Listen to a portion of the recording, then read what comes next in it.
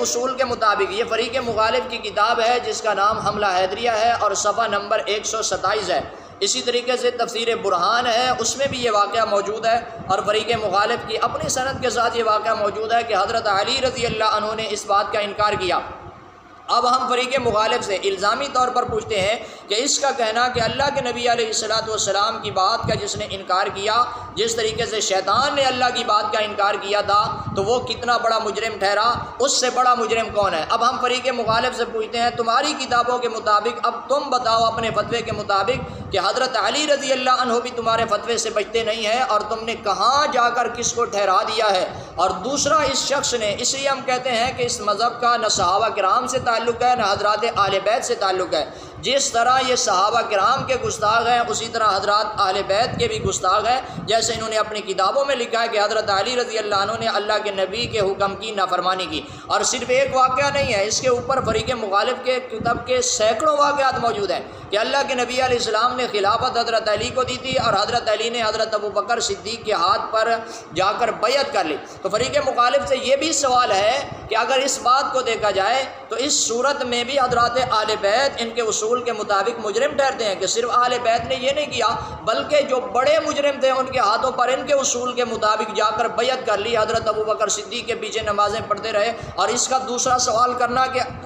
شیعہ کہتے ہیں کہ حضرات صحابہ کرام نعوذ باللہ من ذالک نقل کفر نباشت مرتد ہو گئے تھے۔ اب ہمارا سوال یہ ہے کہ اگر تمہارے اصول کے مطابق صحابہ کرام مرتد تھے تو حضرت علی رضی اللہ عنہ ان کے پیچھے نماز پڑھتے رہے۔ فریق مخالف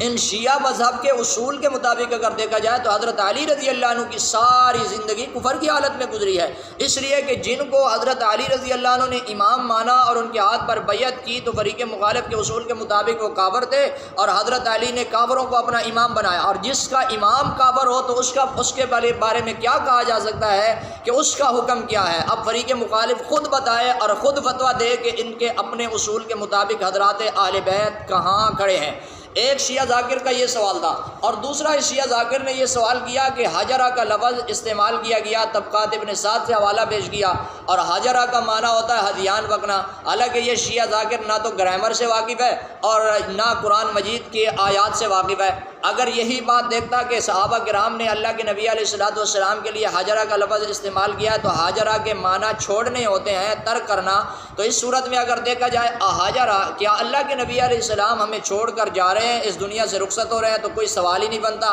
لیکن شیعہ ذاکر صرف ضد کر کے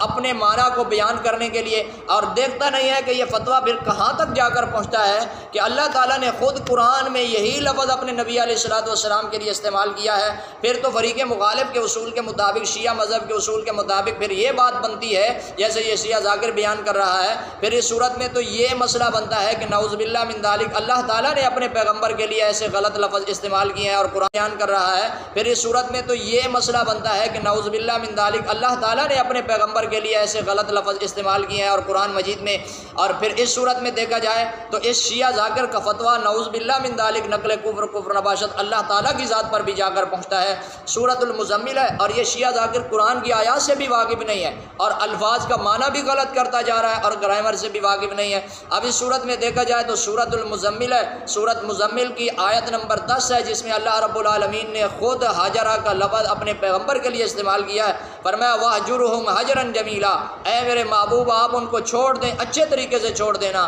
اب اس صورت میں یہاں حجرہ کا معنی چھوڑ دینا ہے اور وہاں ہذیان بکنا ہے۔ اب ہم اس فریق مخالف کے شیعہ ذاکر سے سوال کرتے ہیں، اور اس میں جرت بھی نہیں ہے، پہلے بھی کئی مرتبہ ہم اس کو کہہ چکے ہیں کہ ہمارے ساتھ مناظرہ کر لو، ہر مرتبہ بھاگ جاتا ہے بہانہ بنا کے، اور پھر ہم اس سے سوال کرتے ہیں کہ اب تم بتاؤ کہ یہاں حجرہ کا معنی چھوڑ دینا کیوں ہے اور وہاں ہذیان بکنا کیوں ہے؟ تو معلوم ہوا اس مذہب کا نہ اسلام سے تعلق ہے اور نہ مسلمانوں سے تعلق ہے۔ ہمیشہ یہ دھوکہ دے کر امت مسلمہ سے فراڈ کر کے امت مسلمہ کے لوگوں کو دھوکہ دیتے ہیں اور اپنے آپ کو مسلمان ظاہر کرتے ہیں۔